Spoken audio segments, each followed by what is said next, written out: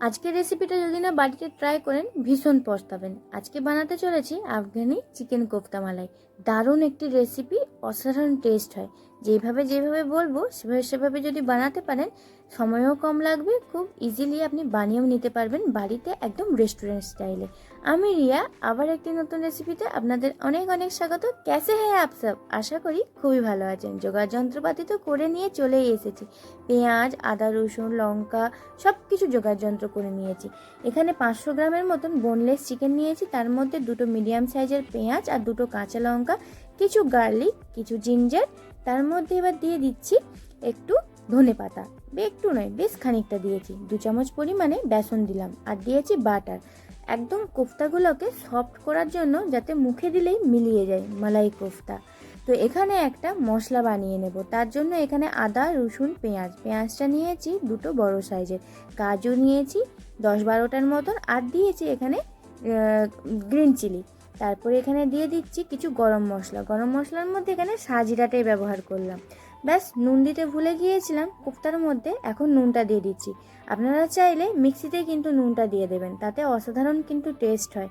অবশ্যই এইভাবে আর এই মশলা দিয়েই কিন্তু বানাবেন। আমি গ্যারেন্টি দিয়ে বলতে পারি অসাধারণ লাগবে, একদম মাইন্ড ব্লোয়িং একটা টেস্ট। এইবারে পান ফ্রাইয়ে যে মশলাটা আমরা সিদ্ধ করতে বসিয়েছিলাম তার মধ্যে এবারে দিয়ে দিচ্ছি একটা মিডিয়াম সাইজের টমেটো আর বেশ খানিকটা, অনেকটা পরিমাণে ধনেপাতা। প্রায় এখানে 25 গ্রামের মতন ধনেপাতা নিয়েছি। তারপরে এক সাইডে কোফতাগুলোকে স্যালো ফ্রাই করে ভেজে নিচ্ছি। আপনারা চাইলে ডিপ ফ্রাইও করতে পারেন। কোফতাগুলো এমনভাবে লাল করতে হবে যেন পুড়েও না যায়, আবার একটা হালকা সোনালি কালার ধরে আসে। এত সময় তো নেই আমার কাছে, এই জন্য কী করছি, অন্য সাইডে কোফতাগুলোকে ভাজতে দিয়ে দিয়েছি। তার মধ্যে 3 চামচ পরিমাণে তেল নিলাম, একটা কড়াইয়ের মধ্যে দুটো এলাচকে ফাটিয়ে দিয়েছি, আর দিয়েছি একটা তেজপাতা।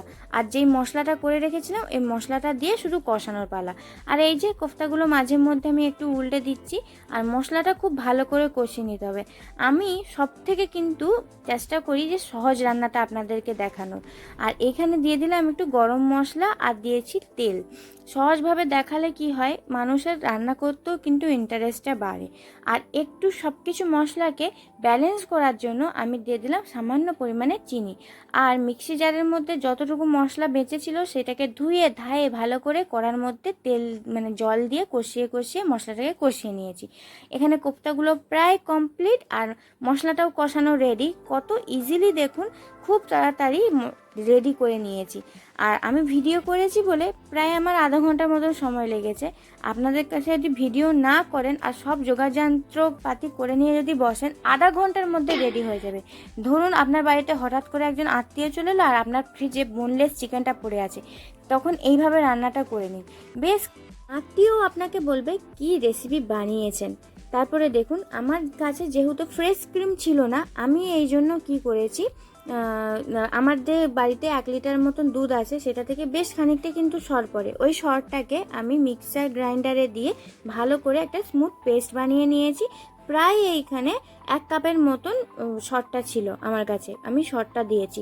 এই জন্যই তো মালাই কোফতা বলা হচ্ছে, তার মধ্যে যদি মালাইটা নাই দেই তাহলে কি মানায়?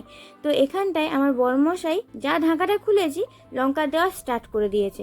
আরে দাঁড়াও ছেলের জন্য তুলে নিই বলছে। আমি ছেলের জন্য তুলে নিয়েছি, আমার ভীষণ খিদে পেয়েছে আর চারিদিকে না ঘরটা গন্ধে মমো করছিল।